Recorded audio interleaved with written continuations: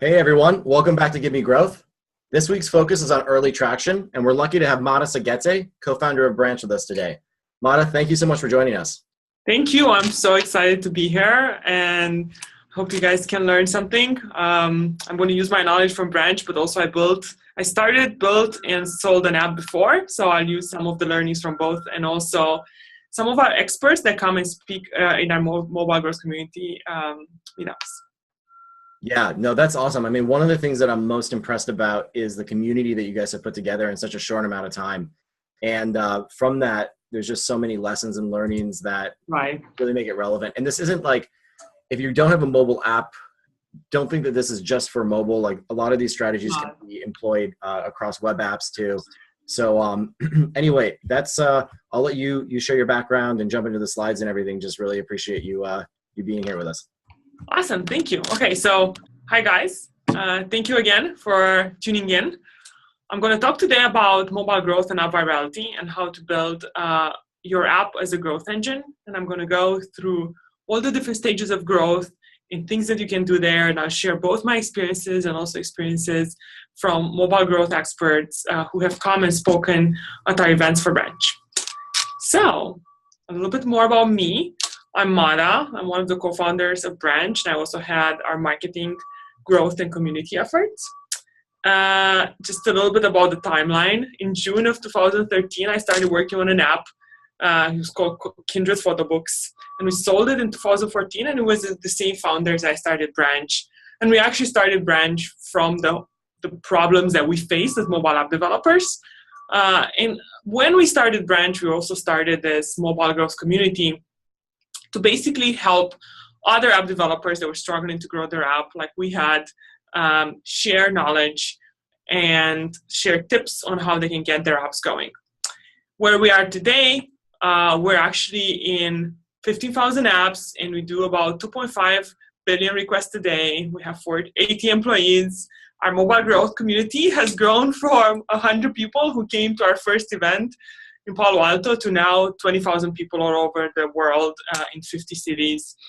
And we've raised 53 million in funding. And these are some of the awesome partners that use Branch today.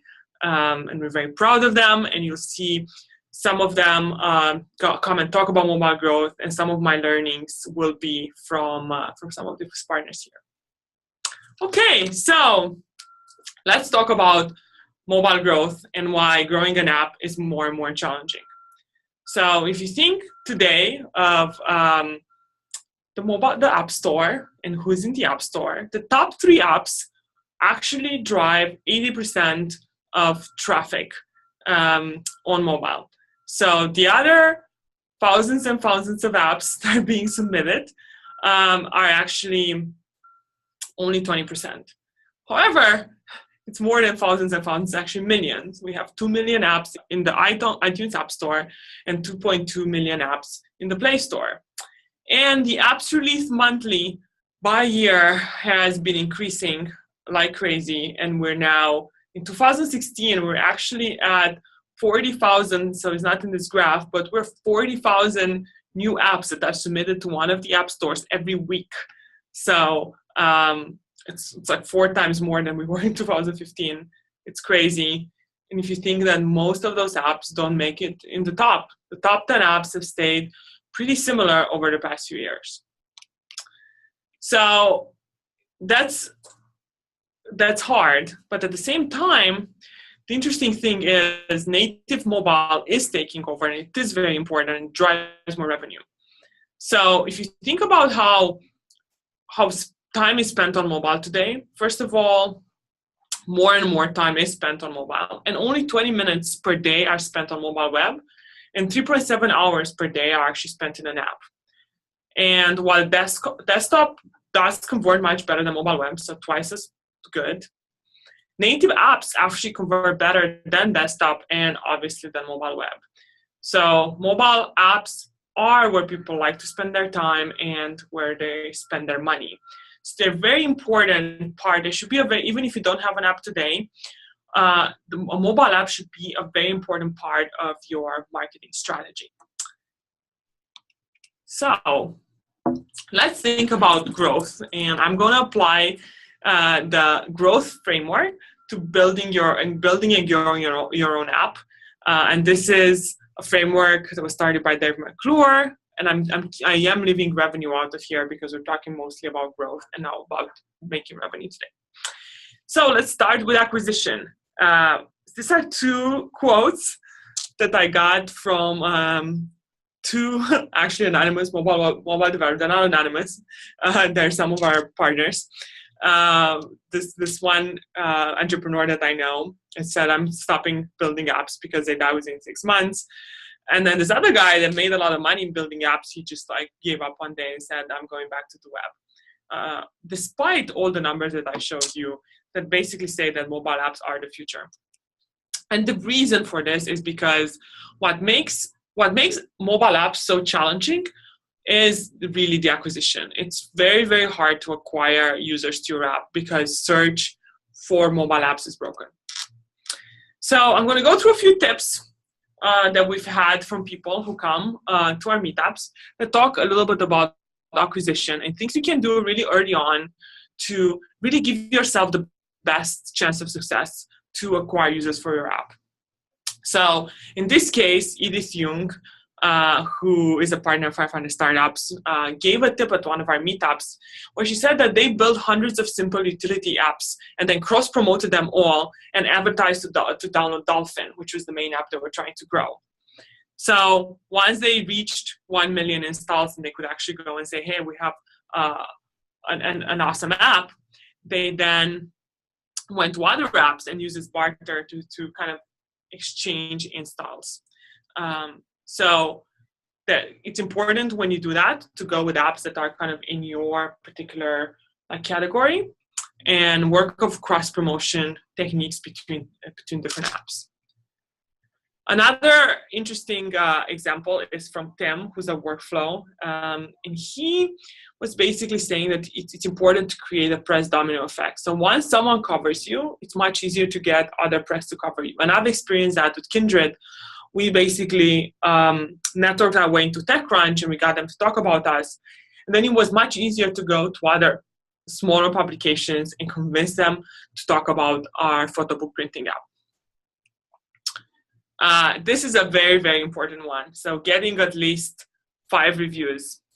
So you need a minimum of 5 ratings for the latest version of your app to show up in the ratings. And actually, even when you're like releasing, make sure that you try to get all your friends and everyone around you to give you good reviews. So it's not that easy to review an app on the App Store, and if you just ask people to do it, they probably won't. So what I actually did when we launched our app, I was on campus at Stanford. So I started walking on campus and asking people, everyone I met that I knew, or even acquaintances, I'd be like, "Hey, can you rate my app?" And they'd be like, "I'll do it later." And I was like, no, can you do it now? I'll buy you coffee. And I think I got like 20 reviews. And amazingly enough, getting a lot of reviews in the first day that you launch actually is a trigger for Apple.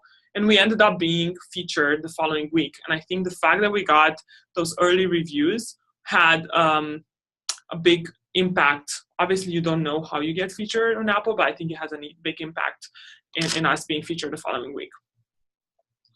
And make sure that you do it not just for initial version, but for every version. So every time you do an update, obviously the ratings count for that particular update, and that's the first thing that the user sees.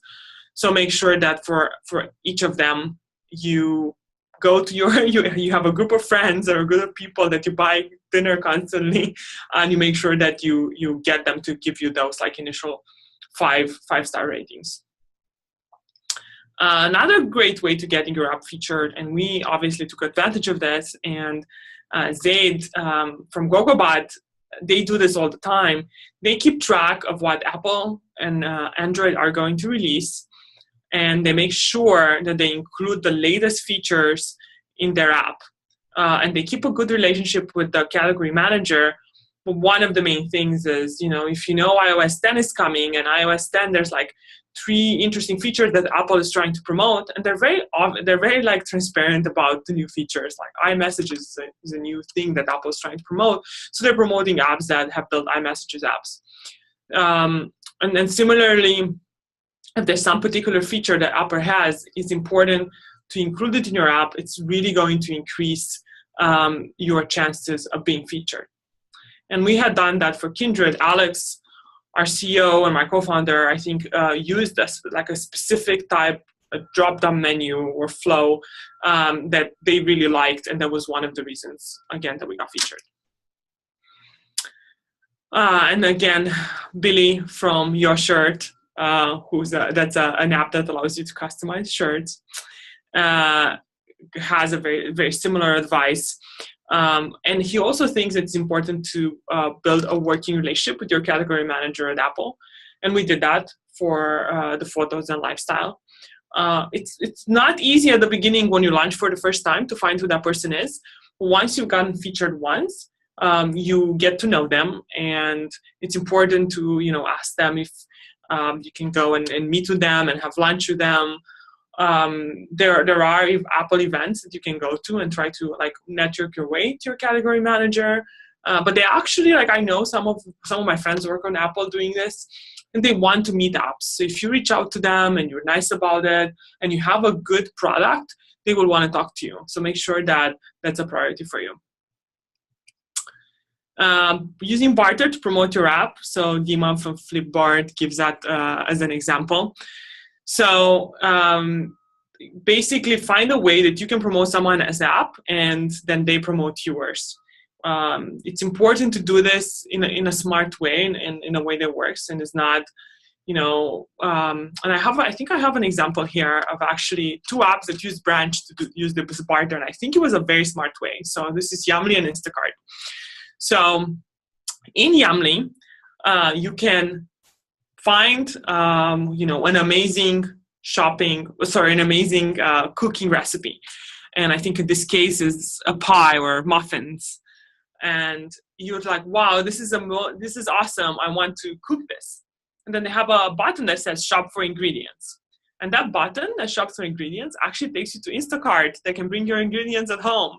And then when you go into Instacart, all the things you need for the recipe are automatically added to your cart, and Branch obviously helps that deep link. But I think what's really interesting here is it's not in Yummly. Yummly, there's not an ad for Instacart. It's actually really built into the experience. You need something, and Yummly is not going to help you shop for things, but there's this other awesome app, Yummly, Instacart, that allows you to do that. So this type of bartering system works really, really well, and it works much better than ads, for example. And I've seen other companies do this. I was on a dating app and said, oh, let's meet at this point, and then like randomly an Uber link came. Do you need an Uber to this restaurant? And I was like, yes, look at a really awesome way to promote one app into a different app without being, based on my need, not based on shameless promotion. So some other things for user acquisition, using video ads because they're a lot cheaper. So Facebook right now is on a big push for video. So it's a lot easier to do video ads, and it's a lot cheaper. So if you do video ads for your app, it will be a lot cheaper than doing app install ads. And then don't forget SEO for apps.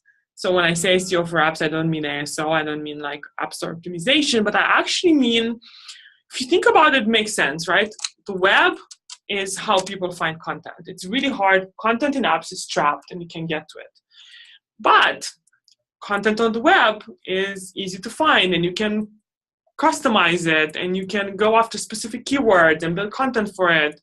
And you can get a lot of organic traffic to your website. So then you can just take that traffic and convert into the app through interstitials and banners. We have a product that helps do that. But even if you don't use that, I think what's important to think about is it's expensive to get people to the apps. It's much cheaper to get them on the web. So get them on the web and then find a way either through email or to banners or pop-ups to convert them into the app. So this is an example of someone who had done this with Branch.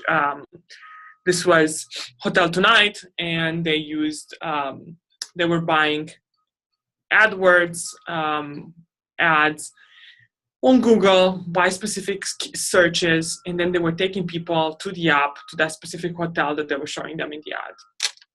And they found a much higher conversion to purchase because the hotel that they were seeing on the web that appeared in the search was actually the hotel that they were taken to. And they saw an 80% lift or install to purchase rate just by adding this deep link experience that actually took them to the hotel that they were looking for. Another interesting tip is defining mobile moments for web to app. So if you've brought people to the web, it was easier and it was cheaper, but they're more valuable. Those users are more valuable in the app. You know that in the app, they're twice as likely to buy something, they're twice as likely to come back, they're twice as likely to engage. So you want them in the app, you want them to download the app, but you can't just push the app if they're having a good experience on the web. So what's important is actually finding those mobile moments, actions or events where they're better on mobile than the web. And that's the best time to show an interstitial to the user and taking them to the app. So that's Sean from Tradesy who has who had this advice. And if you don't know, Tradesy is an app where you can sell you can basically sell things. It's almost like kind of like an eBay, but all on your mobile phone. So an example of web to app conversions, and someone that did this really well was basically Jet. And they were trying to get people to purchase into the app. So they used SEO to get them onto their mobile website. And then they gave them coupons if they buy an app. So if they want to get that particular, I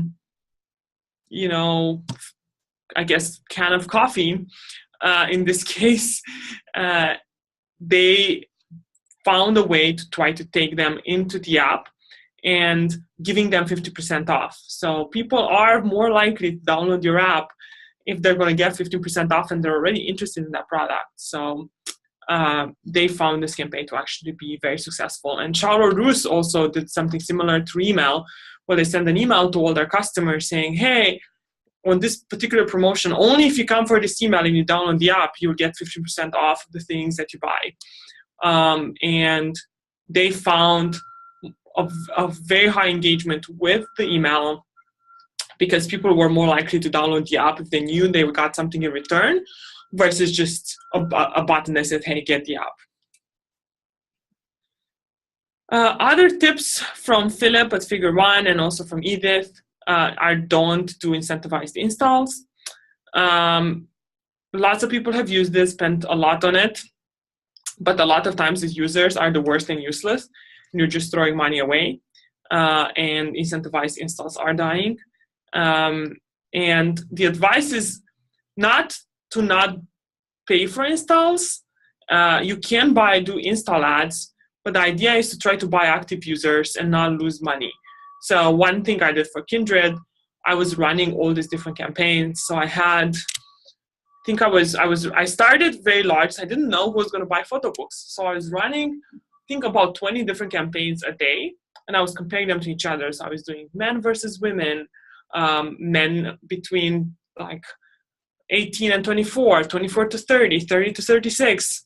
Same with women with kids, women without kids. And then I would try to keep going and removing pieces of the audience. So I was like, okay, men don't work. Actually, they never install. It's really expensive. They don't.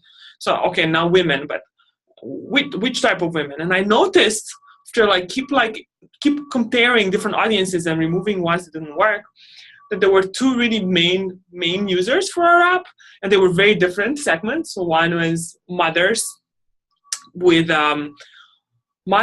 with children between 0 and 3, especially when there was their first child, and then teenagers in long distance relationships. And it was really interesting when I was buying those users. and I was getting those installs, the conversion rate from an install to someone actually purchasing a book was 10%.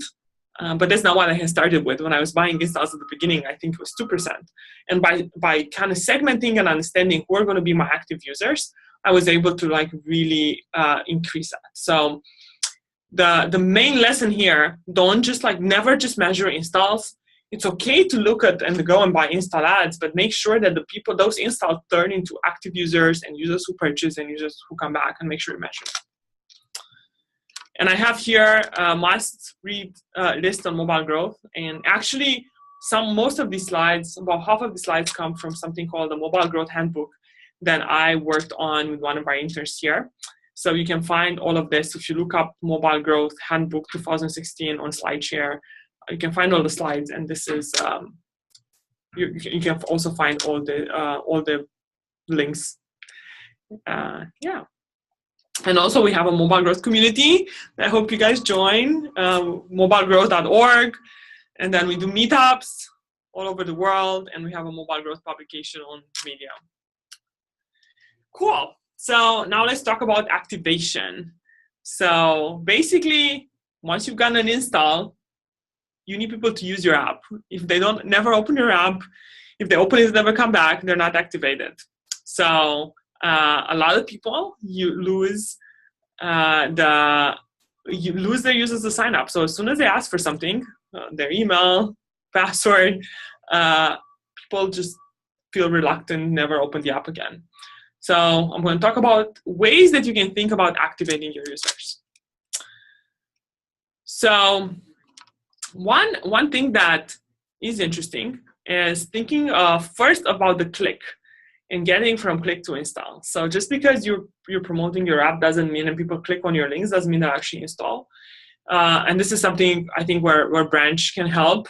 But outside of just that, like thinking about where those links are clicked, and it does matter. So we looked across all our links I think we looked through about 200 to 300 apps at the time. And we looked at all the links for those apps, and we saw something really interesting. Depending on where the link was sent, the click to install conversion was much higher. So obviously, if you text someone a link, they're way more likely to install the app, because for sure they're going to get it on a phone. Facebook did pretty well, and I think a lot of people do see links in Facebook on mobile. But others like email, even WhatsApp didn't do as well. Twitter did the worst. So something to keep in mind. And then also referrals aren't the best. So the way the link is shared matters. So what we found was that actually when you think about the best apps, the best links that get the best click to install conversion are actually app banners. So when you look at a link in a mobile app banner or interstitial, content sharing, or even marketing links that are and marketing links are usually used for sharing with bloggers, putting in ads, and because those usually have a lot of context around them, they have a much higher click to install conversion. And the other thing that I've also noticed is when you think about click to install conversion for a mobile app, branded links work. So I ran this ad with Branch. You can for free brand your link and Target is one of our customers. So I ran this ad. This was not run by Target, but I created the link for them for a campaign, and I tested the link that didn't have. I tested an ad on Facebook, and one of the ads had like a very general link, and then the other one was a branded link. And I tested two things. I'm not showing it here, but when the ad had an image associated with it, whether the link was branded or not actually did not matter. It was a little bit better if the branded link was if the link was branded, but like it was not significant, the lift. So when there's images and other things to distract them from how the link looks like, how the link looks like matters less. But when I ran the exact same ad without an image, that's when I saw a much bigger, so it's basically like a double click-through rate for the branded link, because people recognize what it was, and since there was no image associated with it, the way the link looked matters. So that's very important if you're thinking about using just short links in general. Branding them with your brand is actually important, specifically if people are texting themselves linked to your app without an image associated with it. And also if you use them in ads or social. So some things that can help with engagement is basically taking, obviously, your users from mobile web to the app to engage them better. Users engage twice as much if they are in the app. And I think this is kind of just talking about the same thing I mentioned before. Taking your time with onboarding.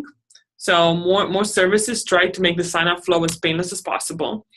I don't think that's necessarily a good idea. It's actually very important to teach users what the product is about. I think one caveat here, and something that we have seen, is it depends on the intent of your user.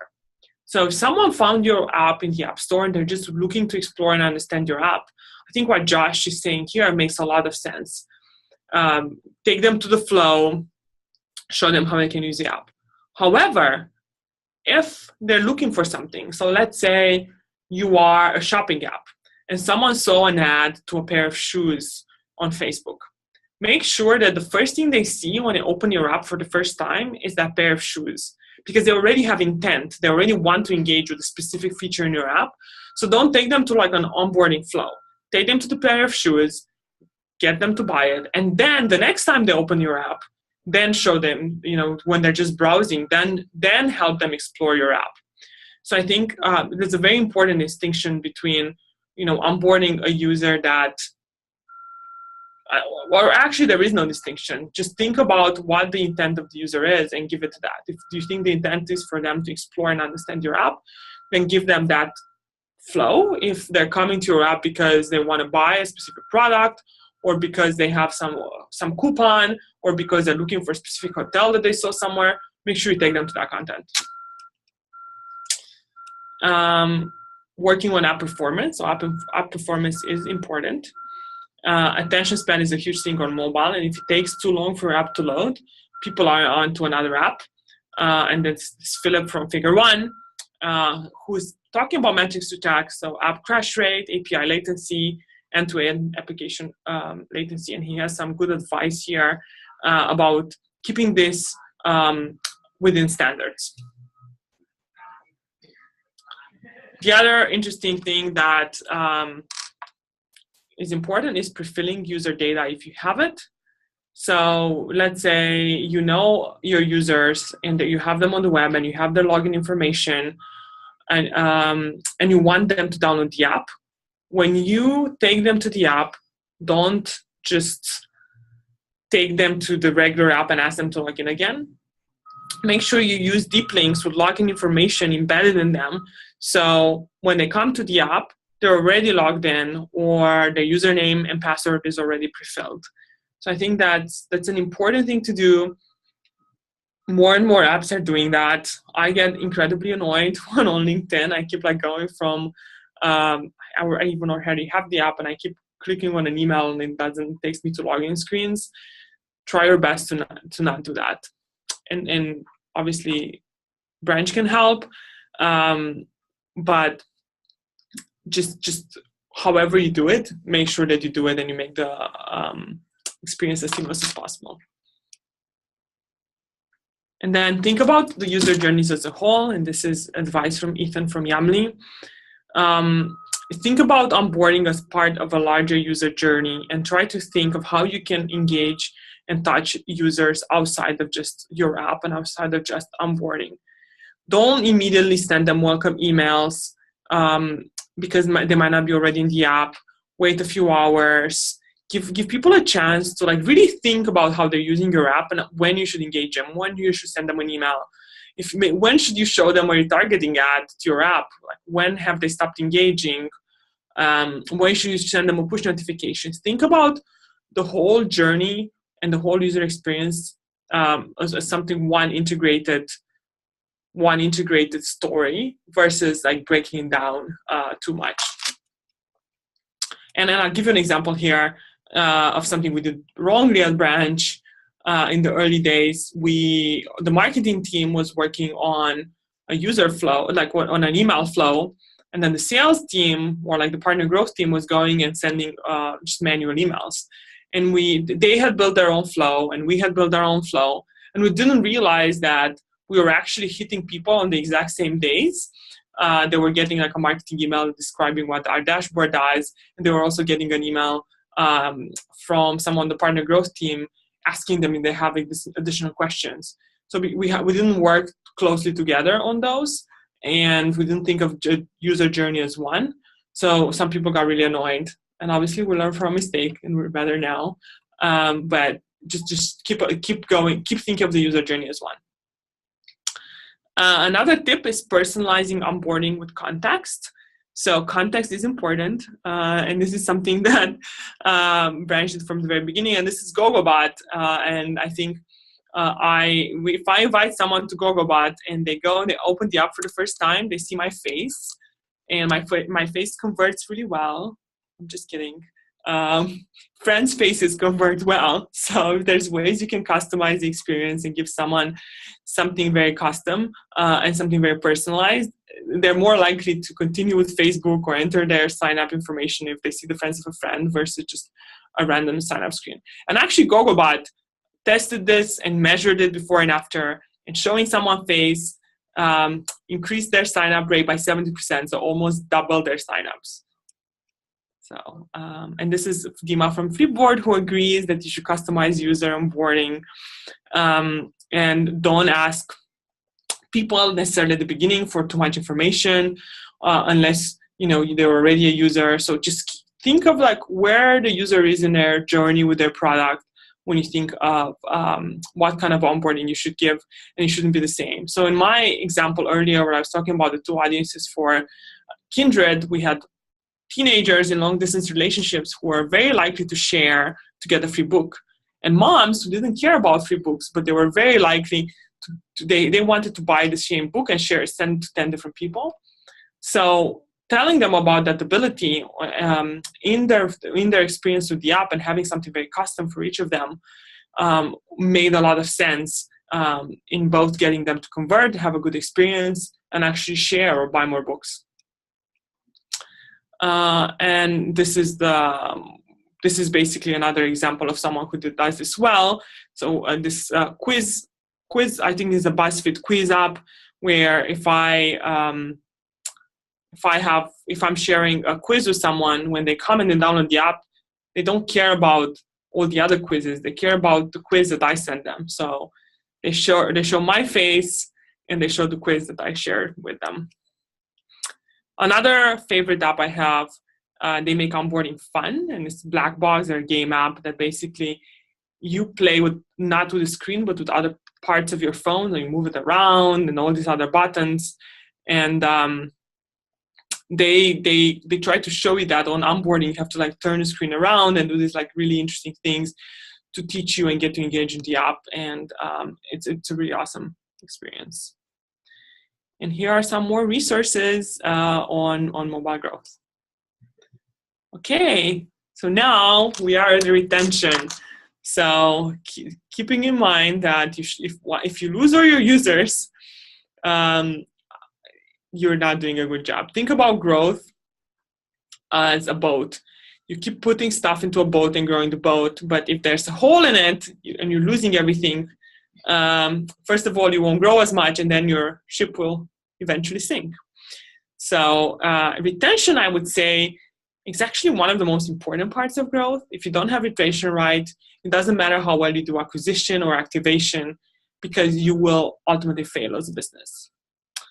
So yes, retention is the foundation of mobile growth. Most apps actually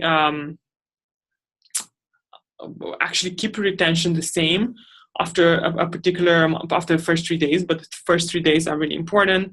And if you think about retention, the compounding effect of retention is massive. So here's Mike, my co-founder, who talks about the first 3 days retention is key in our mobile, and this is from the handbook. And this is based on data that we've pooled and that we've researched. But actually, after the first 3 days, and that's what I was talking about earlier, the top apps and the others follow the same trajectory. But if you have the first 3 days, if you have high retention, it can lead to, I know this is a crazy number, but 131x growth. But it makes sense. If you can grow well at the beginning, it's not as hard to maintain growth after. So focus on long-term retention, but focus on getting people back and retaining them in the first 3 days, because chances are if you do that well, it won't be as hard to retain them after. Educate users about your product in the first week, which kind of goes back to retaining them in the first 3 days. And this is Kat from BuzzFeed. Always prioritize retention after acquisition. So Vanessa from Box came and spoke at a lot of our meetups. They're all kind of in the same vein. Retention is incredibly important. Emails really work if you think about retention. So Lauren, the PM, the mobile PM from Jet, and then Brian, who came and spoke at one of our meetups. The biggest driver of retention is email. And I remember I was I was moderating one of these events once, and every single person on the panel, when I asked them the best retention strategy, they said email. You know, you think that, oh, mobile apps, people don't care about email. People read email. People come back to your app from email. Make sure you take them. Make sure your links in your email, take them to the app, and they deep link to whatever you're talking about. But, if you are a web app, take them to the web, but just make sure that you send them emails, and we found this at Branch too with our app developers. We can engage them through email, and they come back, and sometimes they forget about new features, or they forget to check that, maybe they were expecting us to release something and we didn't. Email is the best way to get them back and engaged. An example of Charlotte Druce, I think I was mentioning this earlier, they did this awesome thing where they gave promotions in email that only worked if in the app. So these work really well in getting people to engage in the app and also get new app users. Emails can also be used as a MPV tool. So you can test things in email, and you can get feedback from your customers in email. So use this. It's a lot easier to test something and test a new idea by sending an email to users than to actually build it and release it. Another great example for engagement, a great tool for engagement, is push notifications. It's very important to make them personal. And Casey, who's the PM, growth PM from Pinterest, talks about this a lot. They make every single notification personal. They don't send random notifications that seem like everyone are getting them, because those are more likely to be ignored and more likely to get people to turn off push notifications for your app, and you don't want that to happen. So you have to be very careful what you do here. And then when you have new ideas, experiment with small segments of your users, and then test how many of them have turned off push notifications for you to make sure that a notification is not too intrusive before you send them to everyone.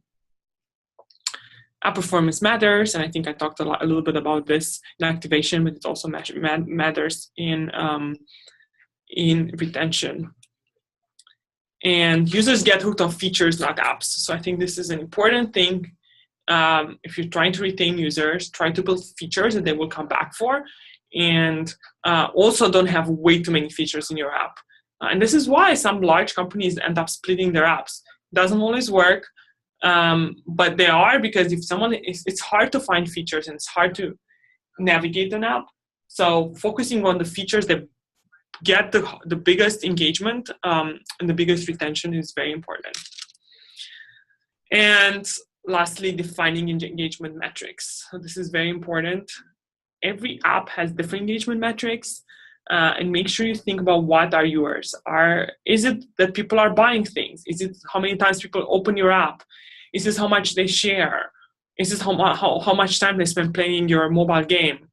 It's different for each of you. So think about what those are and then measure it and make sure you're going up. If you're not going up, then you're doing something wrong. Cool. Okay, we're at the last one, the last piece of the growth. And this is my favorite one, referral and virality. And I speak a lot more about this than I speak about the previous ones. So everyone wants to get their app to go viral, and so few apps go viral. So I try to analyze this and think about what does it take to get an app viral. And there are actually 5 steps. User A engages in the app. First, they have to share. Then someone needs to click on that link. Then someone needs to download from that link. Then they need to engage in the app. And if they do, and you build something called a double viral loop, then we will get back to user A. So what the double viral loop is, it means that when you get the user to engage in an app, the user that invited them also gets a notification that they're engaging. And then they're excited, they go back into the app, and they're engaged again, and they're likely to share. And they basically reopen this viral loop. And Josh Ellman talks a lot about this, and I think it's something important to build. So there are different types of virality, and think about what they are for your app. It could be word of mouth virality, so having users describe a great experience, having a wow moment. It could be demonstration virality. People get so excited about something that they show it to someone else, and having core users share content from your product. So all virality can be pushed by marketing, and I'll talk a lot about here ways you can do that. But I think virality stems from your product. In the early days, I think Branch was a viral product. We still are. But part of it was developers got so excited about what they could build that they would just tell other developers. And now we're doing other marketing things, but the first year, I would say more than half of all the apps that were integrating Branch came from just word of mouth. And even now, people do come from other channels, but when I ask them, so how did you hear about Branch? They're like, oh, Casey from Pinterest told me, and then I read your blog, and then I came. But it's always like someone told them, and then they did some other things. But yes, people only tell other people because they love a product. So virality, again, it stems from your product. You can measure virality, and there's something called the K factor. So the K factor is made up of a percentage of your users that are inviting others, the number of invites sent by each sharing user, the percentage of people who click on that link, and the percentage of people from convert from that link. So you can actually measure all of these. You multiply them all to come up with your K factor. And obviously, if you have a K factor of 1, you're a fully viral app. Very few apps have a K factor of 1, but even if you have 0.1, it means that there is a high percentage of your users that are coming for free from other people sharing. So content sharing is the driver of virality. Content that users share out, deep link to app, is the best way the users refer us in, and that's BuzzFeed. And obviously they have amazing content, and they feature that content. And the example I showed earlier, when you share their app, you don't share their app, but you share like a quiz from their app, and you're getting your friend to take the quiz so you can compare your results. That's viral content. Image shared by users are much more popular than the invite button, obviously. If you think about how Instagram became viral, people were sharing these images and everyone wanted to know how these images were built. And similar Prisma, and people are building these like beautiful images, and they have like a little thing that says Prisma. That's how I heard about it. I saw some image on Facebook and I was like, oh, this is amazing. I want to build this. So I went and downloaded the app and started building Prisma images. So make sure that you don't focus on incentives too much, and you focus on actually highlighting your content. And now I'm going to talk about 2 things that I think really help drive virality. So there are ego and emotion. So I think one of the reasons that BuzzFeed works so well and all those quizzes work is because we all have an image of who we are. And when things either challenge or confirm that image, we're more likely to test them, click on them, try to see if that's true. And if they don't confirm the image, obviously we're not going to share it. If they confirm the image, we're proud. It appeals to their ego, and we share with others. So that could be, I've been to more countries than 60% of my friends, or my actual education level should be that I should be a PhD student or something. Any of those things usually work really well and they appeal to your ego. And I think Instagram worked well because people felt that they were taking random picture and making them really, really beautiful. And it made them feel like they're photographers. They wanted to share that. My co-founder, Mike, never shares things, but he does share, like he likes building furniture, and he built a conference table, and he shared that. That was like one of the only things he shared on Facebook, because it goes with his image of himself and like the image he's trying to project in the world. And this is another fun example of an ego. My old boss had taken this vocabulary thing, and I was like, wow, his vocabulary size is that. And that was a challenge. It's like, okay, could I be better than him? So I took the quiz, and I was better than him, and I was so proud of it. And I usually don't share these things, but although I knew it was gimmicky and would annoy my friends, it appealed so much to my ego that I couldn't help myself from sharing it.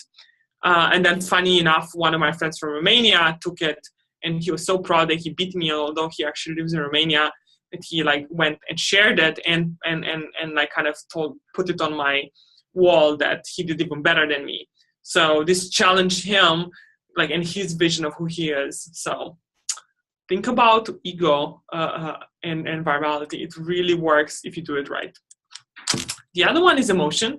And most of this is from a book by John Upberger. It talks about, it's called Contagious. And the idea of ego comes from him as well. But he's done a lot of research, and there's two types of emotion. They're low arousal emotions and high arousal emotions. And low arousal emotions are less likely to drive click. So being happy, being sad, those kind of emotions actually don't drive that much clicks or shares. However, arousing emotions like surprise are the ones that people tend to associate with sharing and clicking. Also, something very interesting, negative emotions drive more click. Positive emotions drive more shares. So when people get angry, they click on things, but they're not as likely to share. So some examples. So these are the emotions. So this is an example of this amazing video about CRISPR and how and gene resequencing that I saw. And there's this company who basically takes these concepts that they think they're going to result in awe. And this was a video that they shared. But all they do is on their YouTube channel, they spend money and they create these amazing videos. And those videos all become viral, and then they buy ads on it. And that's how they make money. Then anger is an interesting one. So in this case, there was an article on Medium about Donald Trump, and he said, why I'm voting for Donald Trump and you should too. But this was actually someone, if you clicked on it, it said, I'm not and you shouldn't. But this was funny because it was posted for people that that are liberal and obviously disagree with this. So he got them angry, but they were all clicking. And then this like one line Medium article had like thousands of likes. So anger drives clicks. And then we have anxiety and fear, and you see a lot of articles that kind of go after that. How images improve or destroy conversion rates, so making people anxious, or the fear, the number one conversion killer in your website design. Are you at risk? So some ideas. Joy versus happiness. So joy, like the happiness, like it's almost like intense happiness. Drives both clicks and shares. And this is an example of one of my coworkers' dog, and he's so happy that he got this dog that he shares pictures everywhere, and it makes everyone else happy, and everyone likes the images of this dog. So pretty awesome. Then another interesting one is lust, and this is interesting. So I went on the shopping site Styleway, and I saw this dress. And they know I want it, but it was too expensive. So they started showing me ads on Facebook, like nonstop. And they got me to a point where I saw these ads and I started really wanting this dress. And I shared it with people. I clicked on it and I eventually bought it. So they won over my over my sense of self-control. And then surprise, and this is a funny one. I think surprise works. And if you think about all those like clickbaity articles, they're betting on surprise. It's like, you won't believe number 47. But this is a very simple example of me starting to run and using Strava, and basically running for a mile. But all my friends they never thought I would ever run. They were so surprised that this got a lot of likes. And it got actually a few shares as well. But in a funny way. Yeah. And you can test all of this really easily with Facebook ads. And I ran these ads for a cat-related article, but I changed the description and the name of the article to instill a specific emotion. So I tried acceptance and surprise, like 83 reasons cats are the best pet. You won't believe number 45. And I got a very high click rate and share rate for that. Acceptance did pretty well too. Anger did the best. No one shared, no one liked. But basically 83 reasons why you should not get a cat gets people to click even more than if you tell them the cat is the best thing in the world. So, and then I tried pride, but that didn't work. But I think the point is I spent $10, $2.5, I think $2.5 on each of these ads. And I learned a lot about what's going to work and what wasn't going to work. So if you're thinking about content, how to promote your content, spending $20 on ads and testing things will give you a lot of insight. And obviously giving users something they love to share. So people like sharing things that they build. So if you can help, you can get them to create lists, favorites, and get that to share things that they've had some input in, they will be more likely to share. And then this is something Byram has found and up in the air. Text messages work better than Facebook shares. They have the highest conversion rate. It makes sense. People feel special when they get a text that's only to themselves, and they definitely get it on mobile phones, so they're more likely to convert in the app. And then it's important to also create shareable content outside your app. You can create a shareable blog content, a YouTube channel, Facebook page, video content. Create things that people love to share. And lastly, think about creating viral loops, and how you can engage users and how you can get them to share at what point, and making sure that people who invited them also get back into it, and reinforcing these viral loops and creating a network of people that will share and love your app.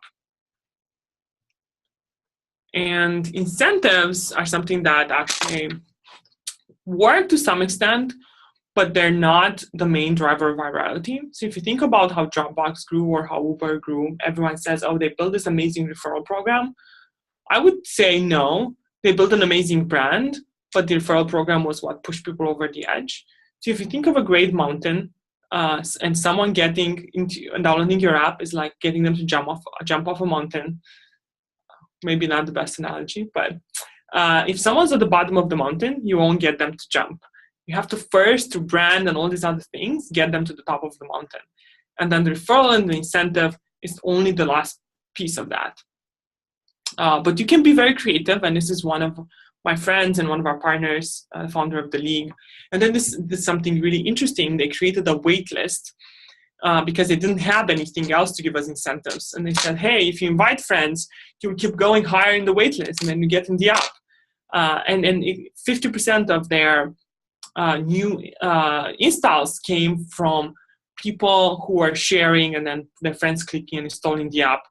So it really can work. And then they did something even more interesting. They gave everyone who was already in the app a pass to skip the line, but they will only work once for one user.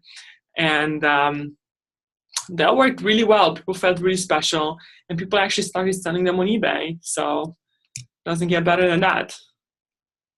Some best practices, if you do give incentives, give something like something physical, something that I can actually get versus just a discount, especially if you're early on. Two-sided incentives are the best, but if you can only reward one, reward the new user. One-step sharing is the easiest, making it incredibly easy for users to share. Appeal to people's ego. People share when something makes them look good. So if they share something that they feel will really help their friend, they're more likely to share because they'll, they're the expert and the great person. They help their friend get this into this awesome app or get this great deal, and use emotion. Okay, that's it. I hope this was helpful. Yeah, really, really great presentation. Thank you so much for putting all that content together. I love the format of it's so easy to understand too. Awesome. So, granted that it's so thorough, I don't have a whole lot of questions, and I know that we're time is running short. But I did take a couple notes of things that I'd like to just drill down a little more detail into. Okay, here I am. Okay, cool. So, first of all, can you share a little bit more about specifically what Branch does, so that people know? Yeah, we are a deep linking platform. So we help create mobile links that work on every platform.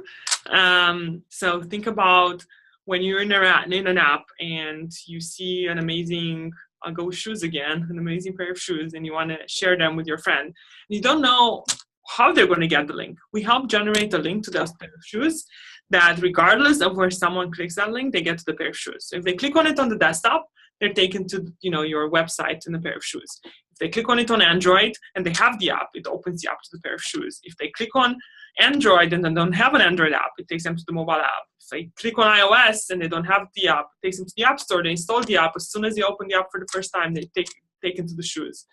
So we make sure that regardless of the channel, was this shared on Facebook or SMS, regardless of where someone clicks on it, they always get the best experience. So we're almost like this routing function, and we make sure we help you go through every case and take people to the right spot. So that's the basic technology. Mm-hmm. And we have all these tools that we built on top of it. We have a whole referral program that you can build for free. We have something called Journeys that helps you build interstitials on your mobile website to take people into the app, and you can customize them and A/B test them and make them full page or small, whatever you want. We turn all your email links into deep links through one button. So we have other things that are built kind of on top of these deep links. Got it. Okay. And so if anybody has a mobile app and you don't yet have Branch installed, it's one of the tools that I have no hesitation in saying you should install it. Every team that I've ever worked with 500 loves it. It's really the foundation of building the building blocks for that type of deep linking. And what is the price again? So most of our products are free. The technology itself is free. The referral is free. The products that we charge for are the email and the Journeys product. Got it. And the email is priced by click, and the Journeys is priced by how many web visitors you have. If you're a small app just starting out, it would be $60 a month. Okay, great. Yeah. But everything else, referrals, sharing, most of the stuff I talked in the presentation is free. The question was more rhetorical. So cheap. Okay, great. So let me trusty questions.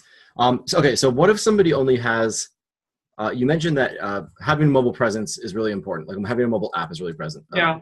So sometimes I talk to companies who are building mobile apps, but the expected customer journey is they're only going to interact with their customer maybe once a month, maybe only once every 2 months.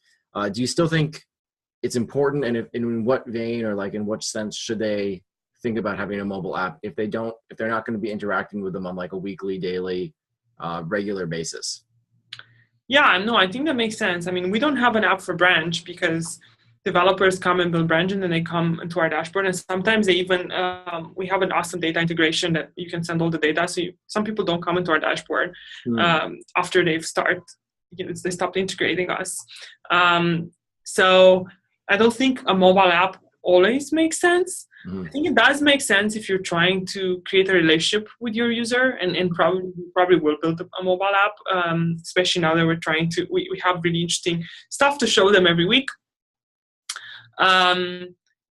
It's much easier to engage them and get them back on mobile than if it's just on a phone. Yeah. But I don't think it's always the case. I think for something like e-commerce, for example, I was thinking Chubbies, for example. I buy stuff from there, and it's interesting. Like I was thinking, oh man, why do I even have a mobile app? I should just go on their website. Like I go every few months here. Mm-hmm. You know what's interesting? I forget about Chubbies all the time, and but because I have the app, they send me these funny notifications, and I see it, and like I buy a lot more. I'm like, oh, I need to buy a gift for Mike. Oh, look at this funny notifications on Chubbies. Yeah. And I only engage like I bought 3 pairs of shorts for like friends, but the app is there, and they engage me better. So I don't know the answer, but I think the engagement will be better if you have an app. I'm just making a note that we should get Tom or somebody from Chubbies into the course, because they do such a great job of speaking to their customers. Like they really know. Yeah, they really do. They're funny, and they do such an awesome job when you get the Chubbies stuff. Like I never buy it for myself; I buy it for others. But like I still love their brand, and I'm not the user, and I love their brand, which is weird. That's great. This is like a more technical question. Do you remember Mailbox, how they did like the waitlist feature in the App Store? Does the App Store block you from doing waitlist features like that now? Or are you still? No, I mean, Amanda did it for the league. Okay. They don't. But okay, so this is how she did it. They do block you because you can't like not let them download the app. Mm-hmm. What she did do is like you could download the app, but you couldn't like log in and sign up until you got like past the waitlist. So the waitlist was actually in the app. So you had the app and you were waiting, and then you got push notifications when you were higher in the waitlist. Got it. Okay.